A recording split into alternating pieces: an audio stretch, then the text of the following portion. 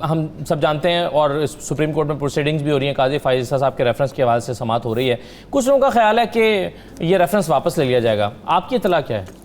دیکھیں، بات یہ ہے کہ یہ کیس جو ہے عدالت میں زیر سماعت ہے، اور ہماری تربیت یہ ہے کہ کسی زیر سماعت معاملے پر ہم ڈسکس نہ کریں، نہیں کرتے، نہ ہونا چاہیے. لیکن ایک بات جو ہے وہ بات کی جا سکتی ہے، وہ یہ ہے کہ یہ ریفرنس واپس ہوتا ہے یا چلتا ہے.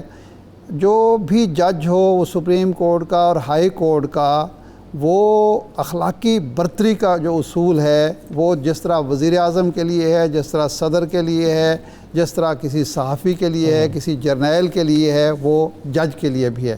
اور قاضی فائز عیسیٰ صاحب جو ہیں وہ اچھی شہرت کے جج ہیں، اور اسی بنیاد پر ان کو ڈائریکٹ بھرتی کیا گیا تھا، ڈائریکٹ چیف جسٹس لگایا تھا بلوچستان ہائی کورٹ کا.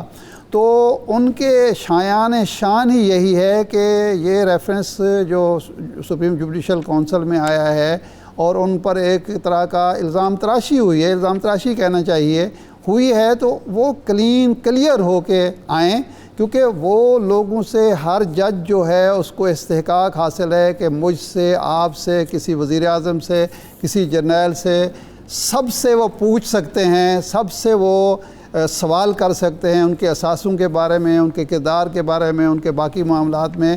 تو جج کو بھی اتنا ہی کلیئر ہونا چاہیے.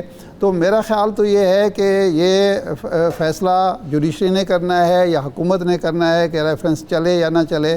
لیکن اگر اس ملک میں حضرت عمر کی طرح ہر شخص اکاؤنٹیبل ہے تو وہ جج بھی ہونا چاہیے، جرنیل بھی ہونا چاہیے، اور جو صحافی جرنلسٹ ہے اس کو بھی ہونا چاہیے. تو اس پر یہ ایشو نہیں بننا چاہیے کہ جناب جج سے کیوں پوچھا جائے. یہ ایشو بالکل نہیں ہونا چاہیے. لیکن اگر نیت خراب ہے کسی کی، ایک جج کو ملائن کیا جا رہا ہے، تو اس سے بچنے کا بھی یہی طریقہ ہے کہ یہ اس کیس کا میرٹ پر فیصلہ ہو، اور کلین اور کلیئر جج کے طور پر جناب قاضی فائز عیسیٰ صاحب جو ہیں وہ مقدمات یعنی آپ یہ کہہ رہے ہیں کہ اخلاقی برتری حاصل کرنے کے لیے اخلاقی برتری کا اصول جو ہے وہ برقرار رہنا چاہیے، ہر شخص کے لیے ہونا چاہیے. فیس کریں اور ثبوت دیں، وہ جو اپنے اوپر لگائے گئے الزامات ہیں اس سے وہ سرخرو ہوں. انہوں نے فیس کیا، سپریم جوڈیشل کونسل میں کیس چلتا رہا. تو اب بھی یہ اگر چلے گا تو وہ کلین ہو کر جب آئیں گے، بالکل کلیئر ہو کر آئیں گے، اور لازماً آئیں گے کیونکہ ان کا ایک شاندار ماضی ہے. تو اس کے بعد پھر کوئی شخص انگلی نہیں اٹھا سکے گا. باقی یہ فیصلہ حکومت نے کرنا ہے کہ یہ آگے چلانا ہے یا اس کو واپس لے لینا ہے. لیکن جج کی جو سپریم کورٹ کا خاص وجہ جو اس کا عزت، احترام، وقار ہر لحاظ سے ملحوظ رہنا چاہیے، ملحوظ اور مقدم رہنا چاہیے.